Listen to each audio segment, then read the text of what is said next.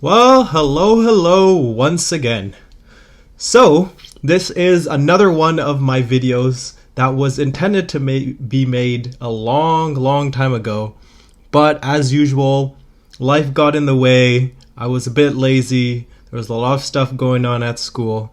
And so because of all those reasons, I didn't end up making this video until now. And so the first few sentences might be a little irrelevant, but otherwise I think you will enjoy the rest of this video. So now let's get to it. We are all aware of the viral trend of women asking men how often they thought about the Roman Empire. What it revealed to us is that even your average Joe, who probably could name a single Roman emperor or major Roman figure apart from maybe Caesar, perhaps, still admires the Roman Empire and thinks about it occasionally. Now, of course, this begs the question of why Rome is the most well-known and beloved empire, and why nearly all of us men look back at it with some sort of nostalgia. Now, before I proceed, I want to inform you that this video is not really about why Rome was great, but why it has an exceptional legacy as compared to other empires. In other words, it is about what distinguishes Rome from these other states. Now, of course, it is undoubtable that Rome was one of the greatest empires, and everyone in the history community knows that any video on Rome is more likely to get attention than any other historical topic except World War II.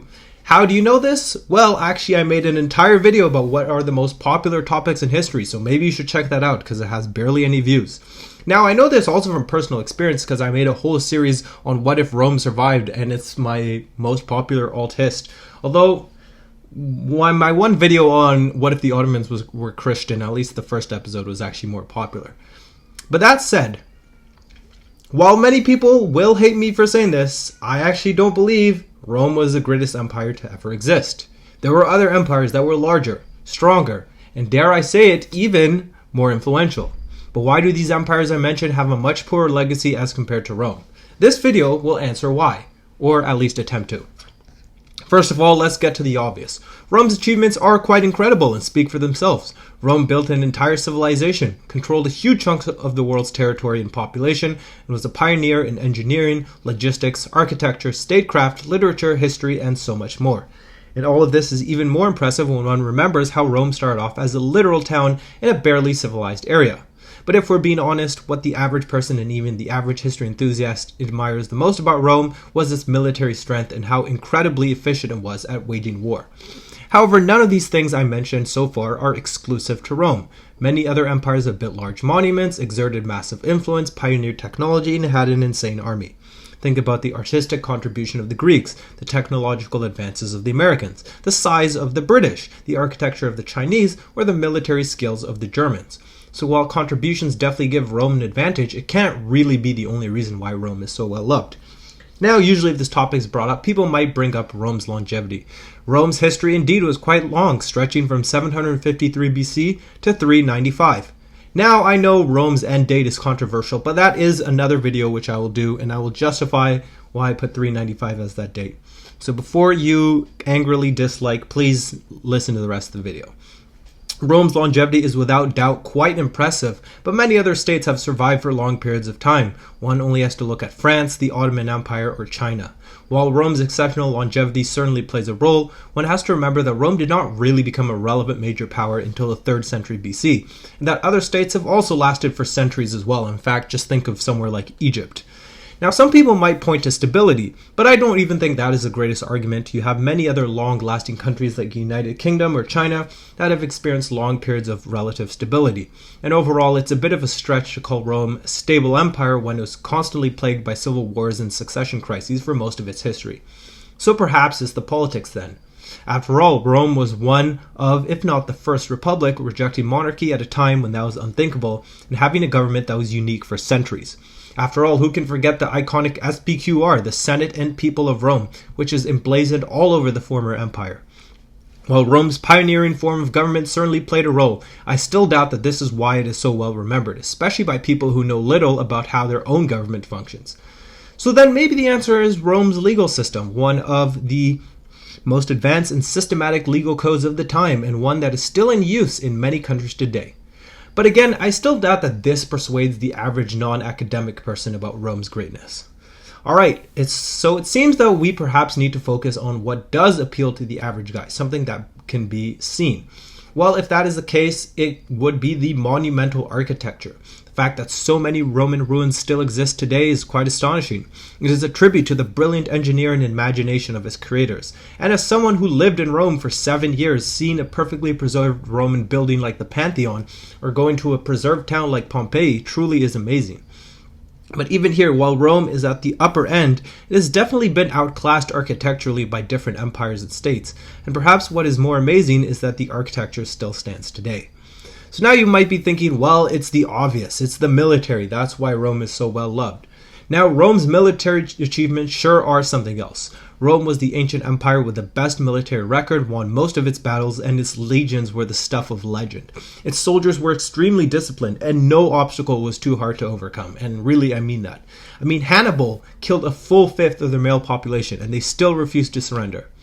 But then again, Sparta's soldiers were arguably better and more badass. The British and Americans had more overwhelming military strength, and the Mongols and Germans could crush their enemies in a way that looked easy.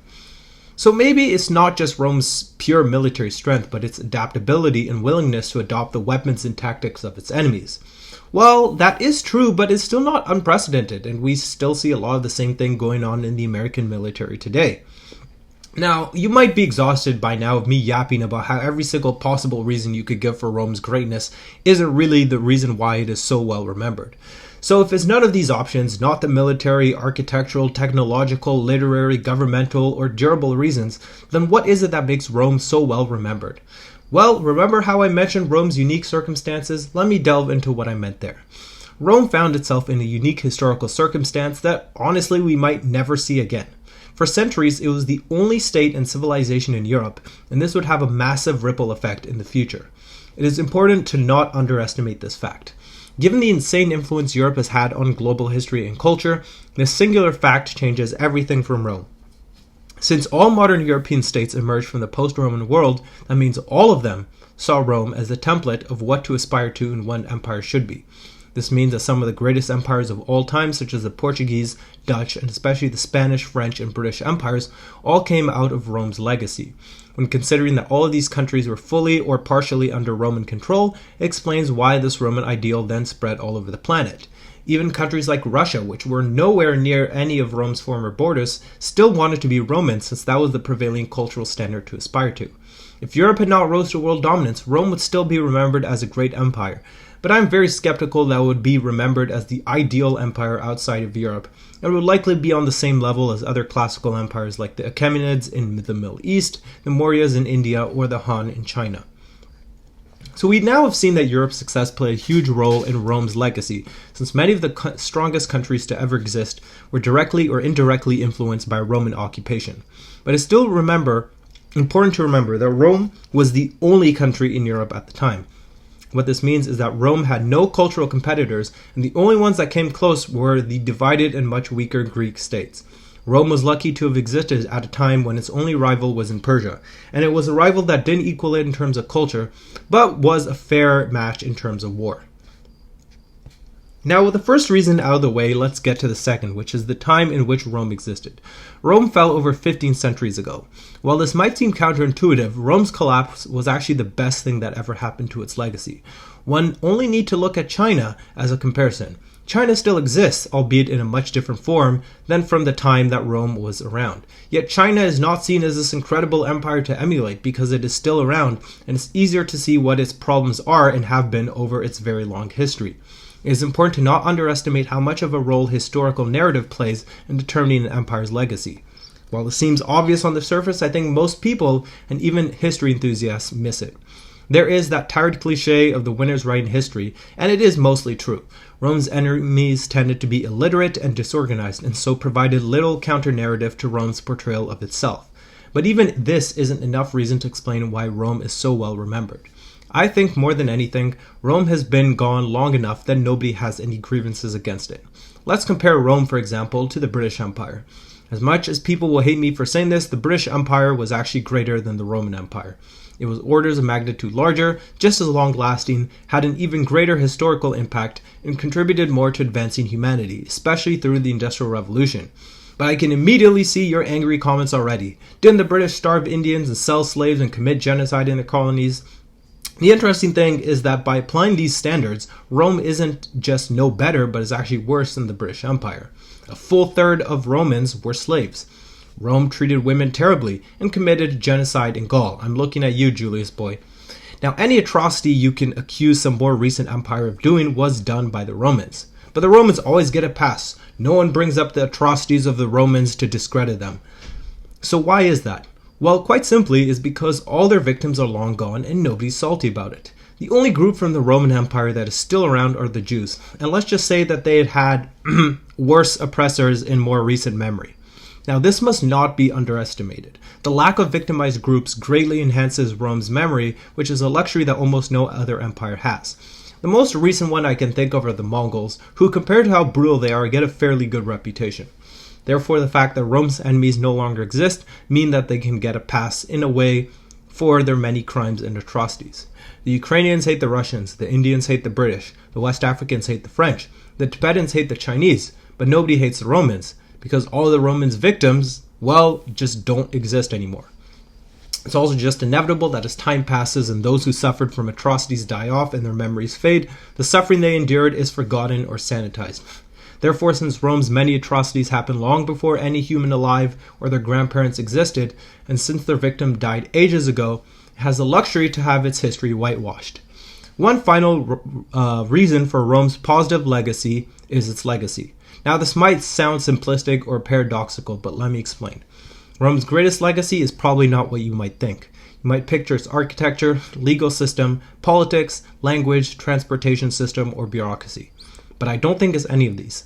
I think its biggest legacy is all thanks to one random battle that shifted the world forever. I'm referring to the one fought on a bridge that my school bus, passed over many times, the Milvian Bridge. The conversion to Christianity really was a major turning point in history, and it turned Christianity from a regional faith to the dominant global one that it is today. Many people like to claim that Rome would have become Christian anyways, but I see no credible reason to believe that the outcome was close to being inevitable. However, more specifically in the spread of Christianity was the Roman Catholic Church, which I believe is the true successor to the Romans, more than the Eastern Romans, and definitely more than all of these other fake pretender states like the French, the Russians, or the Ottomans. Or the Holy Roman Empire for that matter, and I know that just triggered some people. So, by enabling the spread of Christianity, Rome would forever be granted a positive image by the Christian European empires that would emerge from its ashes. And through the Roman Catholic Church, its influence was artificially maintained in a way that is unlikely to have happened otherwise. Remember that this church forced its adherents to only read in Latin and still uses it as an official language today. Therefore, the church pushed Rome's legacy far beyond where the legionaries ever marched. But since Rome converted late, it is also paradoxically a beacon for non- and anti-Christian historians, and we saw this again and again during the Renaissance, Enlightenment, and more recent movements, where Rome's pagan, rational, and secular values are praised as models for states to emulate, as opposed to the supposed superstition of Christianity. Therefore, Rome's conversion to Christianity helped to cement its image, while its long pagan past allowed non-Christians and secularists alike to look up to it. In conclusion, Rome's great legacy is clearly a product of its great achievements, but the reason it seems to only be remembered positively and its brutality, genocide, slavery, and more are just brushed under the rug is because it existed in the right place at the right time and was a versatile state that changed.